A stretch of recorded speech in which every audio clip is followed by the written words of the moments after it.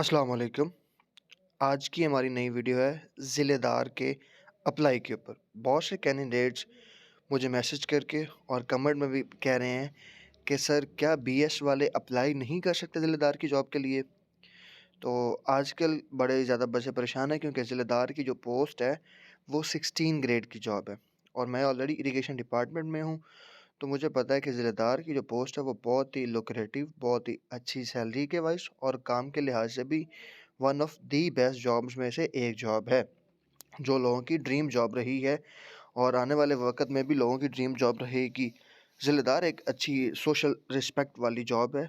आपको एक social status भी मिलता है, एक अच्छी सैलरी पैकेज भी मिल रहा होता है, उसके साथ-साथ आपका 16 ग्रेड भी होता है, आप गेज़ेटेड ऑफ़िसर भी होते हैं। तो जी चलते हैं सबसे पहले अगर आप चैनल पे पहली दफ़ा हैं, चैनल को सब्सक्राइब कर लें और बेल आइकन को दबा लें ताकि आने वाली जितनी भी वीडियोज़ हैं वो आप तक टाइमली पहुँच सकें। सबसे पहले जी हमें जो चीज़ें क्लियर होती हैं ना, वो होती है एडवर्टाइज़मेंट से। एडवर्टाइज़मेंट के अंदर जो उन्होंने चीज़ें लिखी हुई हैं, वो हमें देखना सबसे ज़्यादा ज़रूरी है।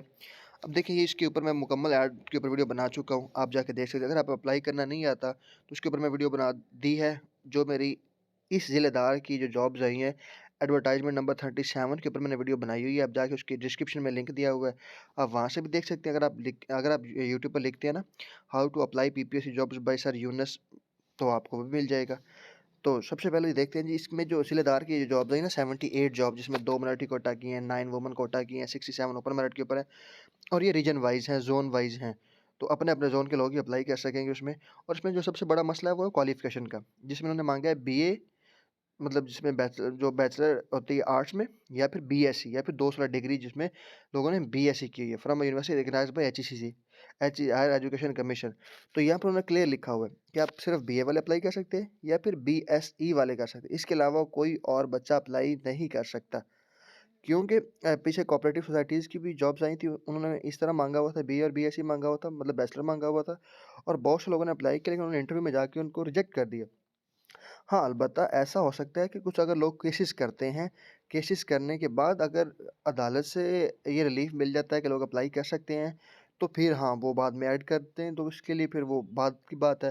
लेकिन मेरा यह मानना ये है कि बीएस वालों को भी अलाउ होना चाहिए था। उसकी वजह ये है कि जब आपने 2 साला डिग्री बीए, बीएससी कर ही ख़त्म दी है, तो फिर मतलब कोई सेंस बनती ही नहीं कि आप सिर्फ़ बीएस वालों को नेग्लेक्ट कर दें और आप बीए और बीएससी वालों को बुलाएँ। आप बीए, बीएससी वालों को जॉब देना चाह रहे हैं, तो आप उनको भी अलाउ करें। बीए, बीएससी वाले, बीएस वाले, चाहे through out the year and तक आप बीए, बीएससी वालों को करते रहें, क्योंकि उन्होंने डिग्री अगर की हुई किसी ने तो उनको अलाउ करें। 16 ग्रेड की जॉब है, ज़िलेदार की एक अच्छी पोस्ट है और आप कैसे एक्सक्लूड कर सकते हैं बीएस वालों को?